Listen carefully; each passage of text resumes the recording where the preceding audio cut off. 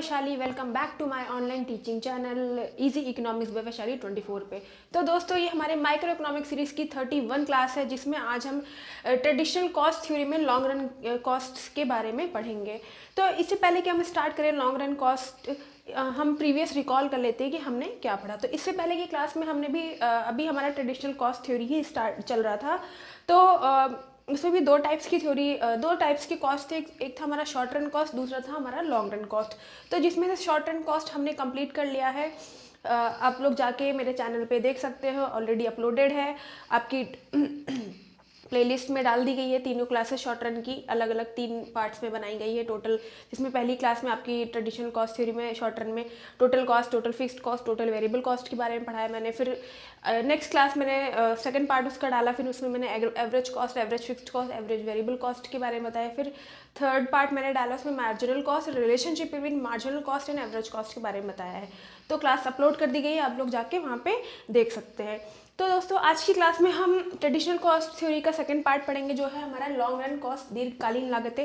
तो दीर्घकालीन लागतें क्या होता है, लॉन्ग रन कॉस्ट में क्या होता है कि जो भी फैक्टर्स होते हैं, जितने भी फैक्टर्स होते हैं, उत्पत्ति के साधन होते हैं, वो सारे के सारे वेरिएबल होते हैं, उसमें परिवर्तन हम कर सकते हैं। शॉर्ट रन में क्या था कि कुछ फैक्टर्स आपके फिक्स्ड थे और कुछ वेरिएबल थे, ठीक है, क्योंकि आपके पास टाइम पीरियड कम था। बट यहाँ पे लॉन्ग रन की बात करी गई कि आपके पास लंबा टाइम पीरियड है, तो इसीलिए जो भी जितने भी फैक्टर्स हैं आपके, उनमें आप चेंजेस कर सकते हो, चाहे वो प्लांट का साइज हो, लेबर हो, मशीन्स हो, ठीक है। फैक्ट्री की बिल्डिंग अगर रेंटेड है तो एक जगह से आप दूसरी बिल्डिंग में जा सकते हो। रॉ मटेरियल हो गए, टेक्नोलॉजी हो गई, तो लॉन्ग रन के अंदर आप चीज़ों को चेंज कर सकते हो, ठीक है।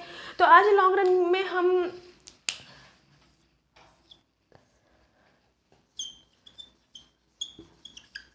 Long run total cost, long run average cost and long run marginal cost के बारे में पढ़ेंगे, ठीक है।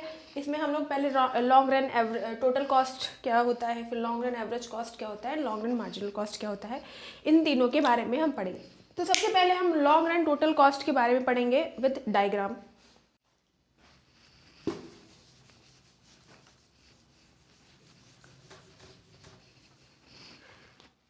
तो सबसे पहले हम लॉन्ग रन कॉस्ट में लॉन्ग रन टोटल कॉस्ट के बारे में पढ़ेंगे।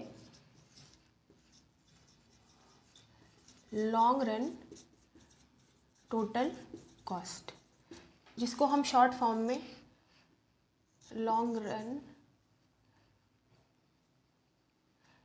रन टोटल कॉस्ट कहेंगे, ठीक है। दीर्घकालिक कुल लागत हिंदी में ही हो जाएगा। लॉन्ग रन टोटल कॉस्ट वो होता है कि जो भी आपकी शॉर्ट रन टोटल कॉस्ट होती है, उनको जब आप प्लस करोगे तो हमारा लॉन्ग रन टोटल कॉस्ट निकल कर आ जाएगा। तो short run total cost 1 plus short run total cost 2 plus short run total cost 3 and so on. अगर इनको आप प्लस करते चले जाओगे तो हमारा लॉन्ग रन टोटल कॉस्ट निकल कर आ जाएगा, ठीक है। इसका डायग्राम हम देख लेते हैं। ऑलरेडी हम पढ़ चुके हैं कि long run total cost, long run क्या होता है कि लॉन्ग रन के अंदर सारे जो भी फैक्टर्स होते हैं वो क्या होते हैं, वेरिएबल होते हैं, उनमें आप चेंज कर सकते हो। फैक्टर्स आपके चाहे वो प्लांट का साइज हो, लेबर्स हो, मैनेजमेंट हो, फैक्ट्री बिल्डिंग हो, रॉ मटेरियल्स हो, टेक्नोलॉजी, उनमें हम चेंज कर सकते हैं क्योंकि हमारे पास लंबा टाइम पीरियड होता है। तो लॉन्ग रन टोटल कॉस्ट, जो भी आपकी शॉर्ट रन टोटल कॉस्ट आई होगी, उसको जब आप प्लस करोगे तो आपका लॉन्ग रन टोटल कॉस्ट निकल कर आ जाएगा। इसका हम डायग्राम देख लेते हैं।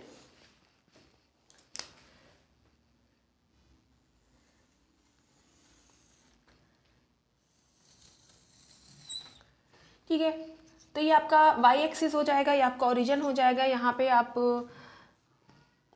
एक्स एक्सिस की बात करते हो, ठीक है, ये आपका हो गया। तो सबसे पहले हम शॉर्ट रन टोटल कॉस्ट बनाएंगे, देन हम दोनों को क्या है कि जब आप शॉर्ट रन टोटल कॉस्ट को ऐड करेंगे तभी हमारा लॉन्ग रन टोटल कॉस्ट आएगा। वही चीज़ हम डायग्राम में यहाँ पे शो करेंगे। सबसे पहले हम शॉर्ट रन टोटल कॉस्ट 1 बनाएंगे। ये आपका short run total cost 1,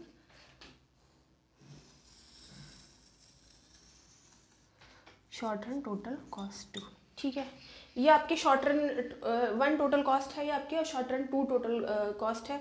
then इनको जब हम दोनों को ऐड करेंगे तो हमारा लॉन्ग रन टोटल कॉस्ट निकल कर आ जाएगा, ठीक है। अब देखिए,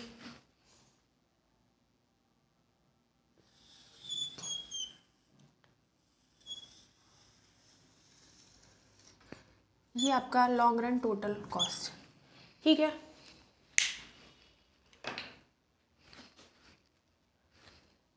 इस पॉइंट पे टच कर रहा है, ठीक है, ये पॉइंट हो गया और आपका ये पॉइंट हो गया, ठीक है। तो लॉन्ग रन टोटल कॉस्ट ये आपका हो जाता है कि जो भी आपका शॉर्ट रन टोटल कॉस्ट आई होती है उसको हम प्लस करेंगे तो हमारा लॉन्ग रन टोटल कॉस्ट निकल कर आ जाएगा। आप और भी बना सकते हो, बट यहाँ पे मैंने दो ही शॉर्ट रन टोटल कॉस्ट को शो किया है। दोनों को जब हम ऐड करेंगे तो हमारा लॉन्ग रन टोटल कॉस्ट निकल कर आ जाएगा, ठीक है। इस जगह पे total long run total cost आपका इंक्रीज कर रहा है eight a decreasing rate because of economies of scale, और फिर बीच में आपका कांस्टेंट हो जा रहा है, देन आपका फिर आपका राइज कर रहा है because of dish economies of scale, ठीक है। यहाँ पे क्या हो रहा है आपका, ये आपका इकोनॉमीज ऑफ स्केल की बात करता है, इकोनॉमीज ऑफ स्केल, ठीक है। इस पॉइंट पे यहाँ पे क्या हो रहा है कि आप एक टाइम के बाद आपको कांस्टेंट हो जा रहा है, इस जगह पे आपका कांस्टेंट हो जाए, देखिए, ठीक है, ये कांस्टेंट हो रहा है। देन आपका क्या कर रहा है कि फिर आपका जो टोटल कॉस्ट है वो बढ़ रहा है, ठीक है। तो यहाँ पे ये आपकी इस पॉइंट पे क्या हो जाएगा, dish economies of scale, economies of scale, ठीक है। ये आपका डायग्राम है। तो पहला पॉइंट हम लिख लेते हैं इसमें कि स्टार्ट में क्या हो रहा है कि जो आपका टोटल कॉस्ट है increases at decreasing rate due to economies of scale. पहले पॉइंट में क्या हो जाएगा, increasing at a decreasing rate due to economies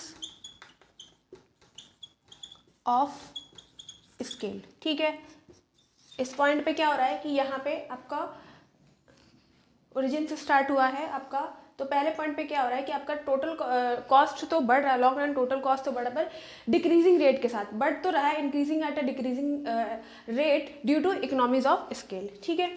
दूसरा पॉइंट पे क्या है कि देन बिकम कांस्टेंट, बीच में क्या हो जा रहा है, कांस्टेंट है क्योंकि कॉस्ट और जो उसका आउटपुट है वो क्या है, दोनों सेम है, दोनों इक्वल ही है।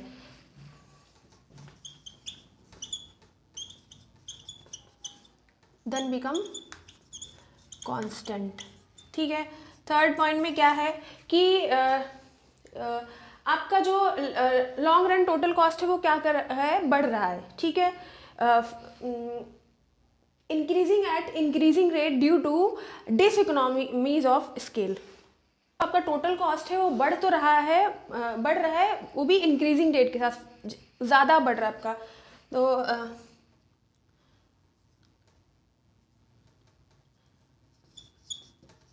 rises at a faster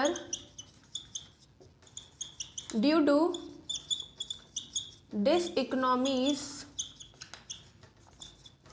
of scale, ठीक है। पहला पॉइंट में क्या है, पहला पॉइंट हम समझ लेते हैं कि increasing at a decreasing rate due to economies of scale, ठीक है। जो आपका लॉन्ग रन टोटल कॉस्ट है इंक्रीज तो कर रहा है, जो आपकी कॉस्ट तो आ रही है बट ज़्यादा नहीं आ रही है, आउटपुट आपका इंक्रीज कर रहा है, जो प्रोडक्शन तो आपका बढ़ रहा है पर कॉस्ट यहाँ पे कम आ रही है, क्यों, क्योंकि इकोनॉमीज ऑफ स्केल। अब इकोनॉमीज ऑफ स्केल का क्या मतलब हो जाएगा, मैं यहाँ पे लिख देती हूँ,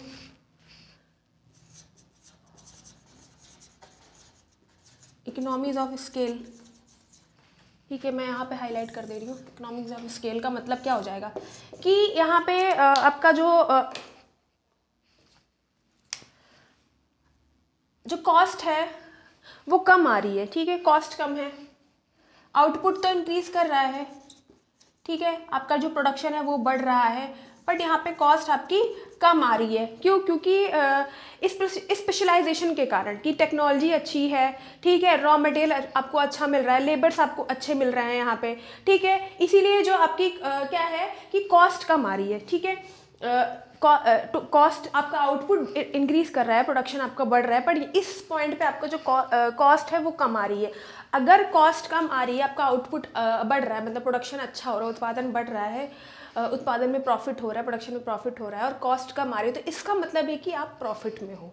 ठीक है, अगर किसी चीज़ को बनाने में, अगर ये मार्कर ले लेते हैं, इस मार्कर को बनाने में अगर कॉस्ट कम आ रही है और इसका प्रोडक्शन ज़्यादा हो रहा है, तो इसका मतलब है कि आप प्रॉफिट में हो। ठीक है, किसी चीज़ को बनाने में, इसको बनाने में इसकी लागत कम आ रही है तो आप प्रॉफिट में हो। तो यहाँ पे क्या हो रहा है कि अगर कॉस्ट यहाँ पे कम आ रही है और आपका आउटपुट इंक्रीज कर रहा है, तो इसका मतलब है कि आप प्रॉफिट में हो। क्यों? क्योंकि ड्यू टू स्पेशलाइजेशन, कि आपका टेक्नोलॉजी भी अच्छी है, लेबर्स भी अच्छा काम कर रहे हैं, रॉ मटेरियल भी अच्छा है, आपका चीज़ें अच्छे से हो रही है। ठीक है, इस पॉइंट पे फिर बीच में क्या हो रहा है कि देन बिकम कांस्टेंट। ठीक है, यहाँ पे इस पॉइंट पे आप देख रहे हो कि जो आपका लॉन्ग रन टोटल कॉस्ट है वो कांस्टेंट है, इसमें कोई चेंज नहीं आ रहा है। क्योंकि इस पॉइंट पे क्या हो रहा है कि जो आपका आउटपुट है और जो आपकी कॉस्ट है वो दोनों कांस्टेंट है, उनमें कोई चेंज नहीं आ रहा, दोनों स्थिर है, इसीलिए इस पॉइंट पे जो आपका टोटल कॉस्ट है वो कांस्टेंट है। फिर थर्ड पॉइंट पे आ जाएंगे कि rises at a faster due to diseconomies of scale. इस पॉइंट पे क्या है कि आपका टोटल कॉस्ट जो है वो ज़्यादा बढ़ रही है। ठीक है, आउटपुट आपका कम आ रहा है, प्रोडक्शन कम हो रहा है। ठीक है, क्यों? क्योंकि डिसइकोनॉमिक्स ऑफ स्केल, डिसइकोनॉमिक्स ऑफ स्केल का भी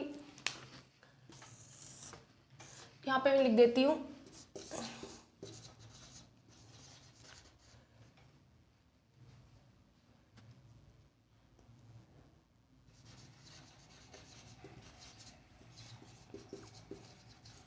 डिसइकोनॉमिक्स ऑफ स्केल में यहाँ पे ये हो जाएगा कि आपकी कॉस्ट बहुत ज़्यादा आ रही है और आपका आउटपुट कम है। कॉस्ट ज़्यादा है और आउटपुट आपका कम है। क्यों?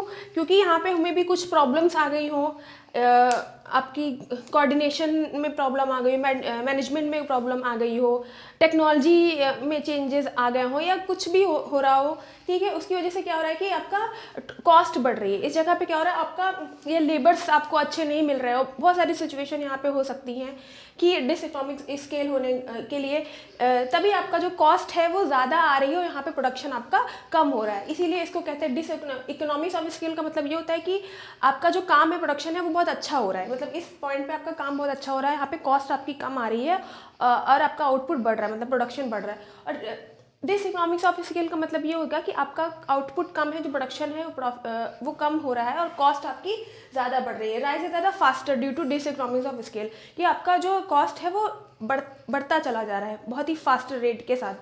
ठीक है, आपका लॉन्ग रन टोटल कॉस्ट, और ये हमेशा ओरिजिन से स्टार्ट होता है। क्यों? क्योंकि आपके जो भी फैक्टर्स होते हैं वो वेरिएबल फैक्टर्स होते हैं इस पॉइंट पे, क्योंकि आपके पास टाइम पीरियड ज़्यादा होता है। प्रोडक्शन फैक्टर्स में आप चेंज कर सकते हो। अगर आपका उत्पादन ज़ीरो है तो आपकी कॉस्ट भी ज़ीरो ही आएगी। ठीक है, इसलिए यहाँ से स्टार्ट है, ओरिजिन से स्टार्ट है, लेकिन शॉर्ट रन टोटल कॉस्ट में आपका ओरिजिन से नहीं स्टार्ट है, इस चीज़ पे आप ध्यान दीजिएगा, क्योंकि आपके पास वहाँ पे टाइम पीरियड कम है, वहाँ पे आप चीज़ों को, फैक्टर्स को चेंज नहीं कर सकते, पर आप लॉन्ग रन टोटल कॉस्ट में फैक्टर्स को चेंज कर सकते हो। ठीक, तो ये था आपका लॉन्ग रन टोटल कॉस्ट। अलग से मैं लॉन्ग रन टोटल कॉस्ट का ग्राफ बना दे रही हूँ, डायग्राम यहाँ पे, ताकि आपको समझ में कि लॉन्ग रन टोटल कॉस्ट ही आपका ये आपका लॉन्ग रन टोटल कॉस्ट का कर्व होता है। पहले आपका इंक्रीज करा है प्रोडक्शन, फिर कांस्टेंट हो गया, देन आपका डिक्रीज करा है। ठीक है, लॉन्ग रन एवरेज कॉस्ट के बारे में पढ़ेंगे।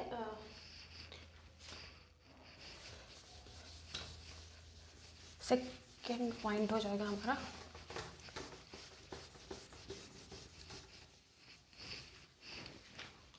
तो नेक्स्ट है हमारा long run average cost, short form में हो जाएगा LAC। ठीक है, दीर्घकालीन औसत लागत।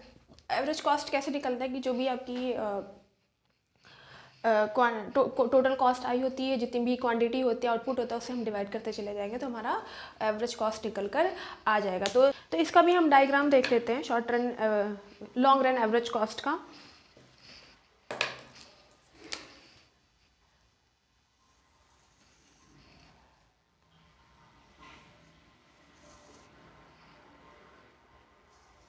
मैं थोड़ा इधर से बनाती हूँ क्योंकि दो डायग्राम होंगे आपके इसमें।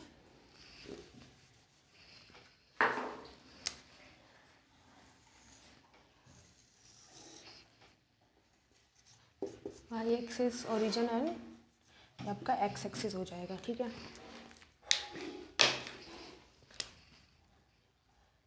ये आपका एवरेज कॉस्ट आपका यू शेप का होता है, तो वही यहाँ पे ये आपका average short run average cost बनाएंगे। Short run average cost 1 and short run average cost 2। Long run average cost short run average cost के जो भी मिनिमम पॉइंट्स होते हैं उनको जोड़कर बनाया जाता है। तो यहाँ मैंने शॉर्ट रन एवरेज कॉस्ट 1 बना दिया। शॉर्ट रन एवरेज कॉस्ट आप कितने भी बना सकते हो, बट मैंने यहाँ पे 2 बनाए हैं। तो इनको जब इनके पॉइंट्स को जब हम ऐड कर देंगे तो हमारा लॉन्ग रन एवरेज कॉस्ट बनकर आ जाएगा। ठीक है, तो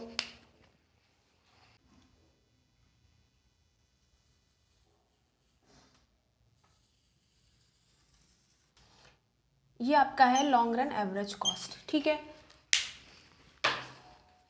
एक पॉइंट ये हो गया। ठीक है, यहाँ पे कांस्टेंट हो रहा है, यहाँ पे फिर आपका बढ़ रहा है। ठीक है, ये एक पॉइंट ये हो गया और एक पॉइंट ये हो गया। यहाँ पे क्या हो रहा है, यहाँ पे कांस्टेंट हो रहा है। यहाँ पे क्या हो रहा है कि आपका एवरेज कॉस्ट क्या है, डिक्रीज कर रहा है। क्यों? क्योंकि जो आपका मार्जिनल वो आपका जो प्रोडक्शन है यहाँ पे बढ़ रहा है। ठीक है, यहाँ पे क्या हो रहा है, वही सेम आपका इकोनॉमिक्स ऑफ स्केल हो रहा है। इससे पहले अभी हमने पढ़ा इकोनॉमिक्स ऑफ स्केल का मतलब ये होता है कि इस पॉइंट पे आपका आउटपुट बढ़ रहा है और यहाँ पे कॉस्ट आपकी कम आ रही है। ठीक है, आप देख रहे हो कि आपका यहाँ पे एवरेज कॉस्ट नीचे की तरफ जा रहा है, फिर एक पॉइंट पे क्या हो जा रहा है कि आपका जो कॉस्ट है और जो आउटपुट है वो कांस्टेंट है।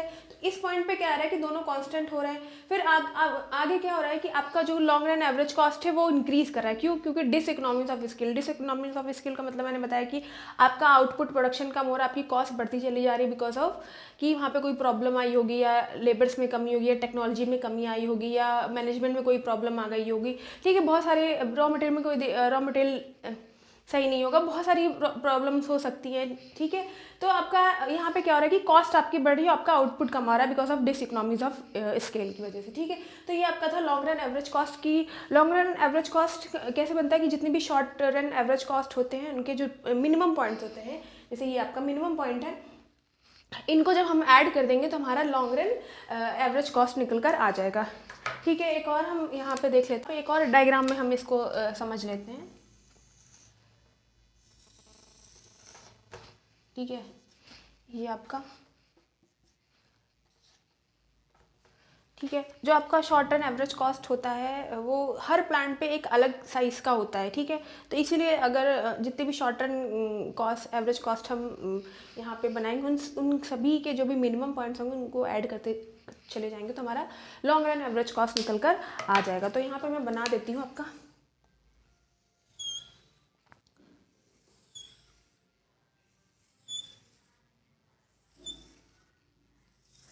ये आपके शॉर्ट रन एवरेज कॉस्ट है। ठीक है, शॉर्ट रन एवरेज कॉस्ट 1। ठीक है, शॉर्ट रन एवरेज कॉस्ट 2, 3, 4, 5, जितना मन करे आप उतना बना सकते हो। ठीक है, अब इनके मिनिमम पॉइंट्स को जब हम ऐड कर देंगे तो हमारा लॉन्ग रन एवरेज कॉस्ट निकल कर आ जाएगा। ठीक है,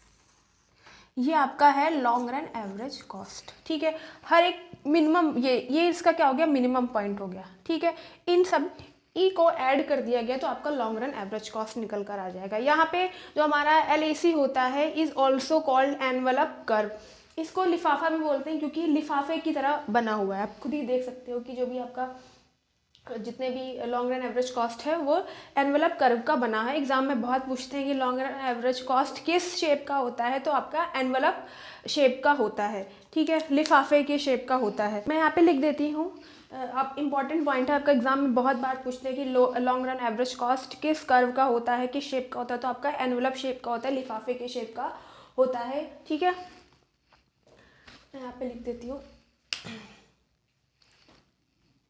इस जगह पे आपका long run average cost also envelope curve. या शेप, ठीक है। जो आपका long run average cost curve होता है आपका LAC जो होता है वो आपका एनवलप शेप का होता है, लिफाफे के शेप का होता है, ठीक है। लिफाफा, लिफाफे, ठीक है। बहुत इंपॉर्टेंट पॉइंट है, इंपॉर्टेंट टिक कर लीजिए। आपके MCQ में पूछ सकते हैं कि जो आपका लॉन्ग रन एवरेज कॉस्ट होता है वो किस शेप का होता है।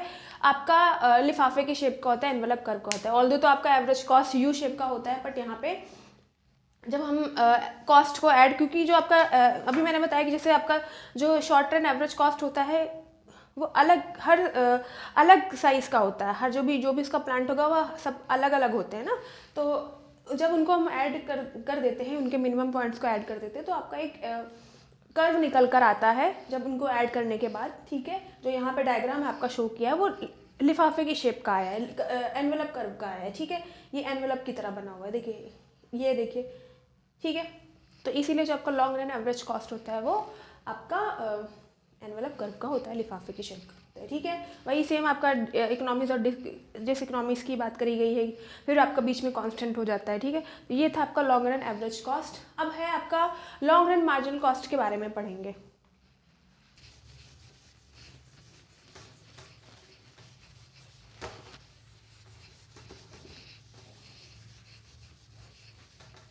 नेक्स्ट है हमारा long run marginal cost, third हो जाएगा हमारा लॉन्ग रन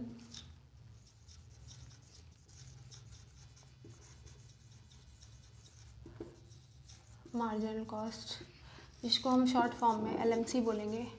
मार्जिनल कॉस्ट का मतलब क्या होता है कि किसी गुड्स एंड सर्विसेज को जब हम बनाते हैं तो एक्स्ट्रा गुड्स या सर्विसेज को बनाने पर जो एक्स्ट्रा कॉस्ट आती है उसी को हम मार्जिनल कॉस्ट कहते हैं। कि हम एग्जांपल कि हम पहले 10 मार्कर बना रहे थे तो उसकी कॉस्ट, उसकी लागत आपकी 50 आ रही थी। जैसे हमने एक और मार्कर बनाया तो उसकी लागत हमारी बढ़ गई, 50 से 55 हो गई। कि अगर हम किसी गुड्स एंड सर्विसेज को बना रहे हैं, उसकी एक और अतिरिक्त इकाई, एक्स्ट्रा यूनिट को हम प्रोड्यूस कर रहे हैं, तो उसकी वजह से जो एक्स्ट्रा कॉस्ट बढ़ती है उसी को हम मार्जिनल कॉस्ट बोलते हैं। इसका डायग्राम देख लेते हैं हम।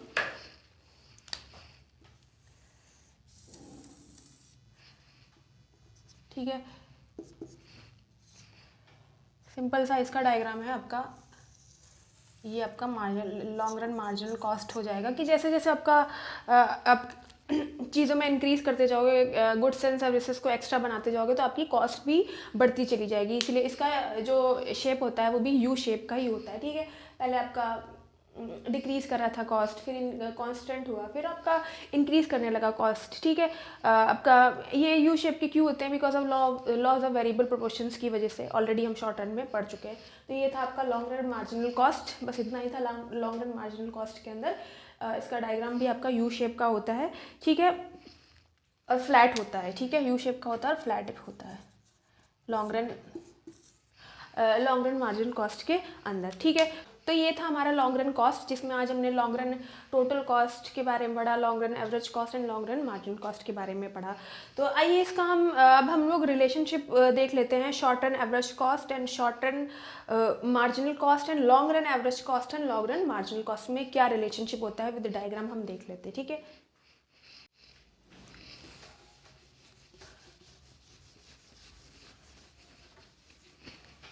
तो अब हम पढ़ेंगे relationship between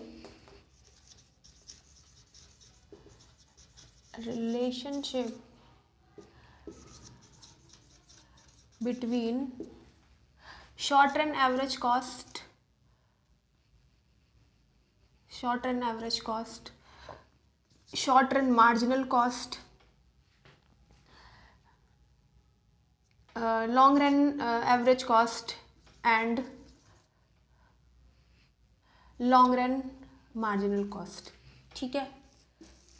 long run average cost, long run marginal cost, long run short run average cost, short run marginal cost, long run average cost and long run marginal cost का रिलेशनशिप देखेंगे डायग्राम के अंदर, ठीक है। तो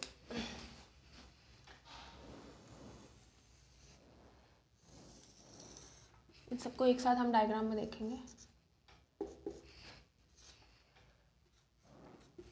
ठीक है। तो सबसे पहले तो हम शॉर्ट रन एवरेज कॉस्ट की बात करेंगे। पहले हम शॉर्ट रन एवरेज कॉस्ट को बनाएंगे, ठीक है। ये आपका क्या है, short run average cost. Already हम पढ़ चुके हैं, जब आपका शॉर्ट रन एवरेज कॉस्ट होता है वो यू शेप का होता है, बट बाद में जब हम शॉर्ट रन एवरेज कॉस्ट को ऐड करते चले जाएंगे तो हमारा लॉन्ग रन एवरेज कॉस्ट हो जाता है, जो बाद में एनवेलप कर्व का बनता है। ऑलरेडी हम क्लास में पढ़ चुके हैं, ठीक है। तो ये आपका शॉर्ट रन एवरेज कॉस्ट है, ठीक है। शॉर्ट रन एवरेज कॉस्ट को जो हमारा शॉर्ट रन मार्जिनल कॉस्ट होता है कट करता है, ठीक है। Short run marginal cost cut short run average cost at it minimum point, ठीक है। जो आपका ये आपका बन गया शॉर्ट रन मार्जिनल कॉस्ट, ठीक है। क्लियर, ये आपका हो गया, ठीक है। अब हम बनाएंगे long run average cost. Long run average cost कैसे बनेगा कि शॉर्ट रन एवरेज कॉस्ट के मिनिमम पॉइंट को जब हम टच करेंगे, ऐड करते चले जाएंगे तो हमारा लॉन्ग रन एवरेज कॉस्ट बनकर आ जाएगा, ठीक है। तो ये था आपका लॉन्ग रन एवरेज कॉस्ट, ठीक है। लॉन्ग रन एवरेज कॉस्ट हो गया। तो जब लॉन्ग रन एवरेज कॉस्ट है तो यहाँ पे भी लॉन्ग रन एवरेज कॉस्ट को लॉन्ग रन मार्जिनल कॉस्ट उसके मिनिमम पॉइंट पे कट करेगा, ठीक है।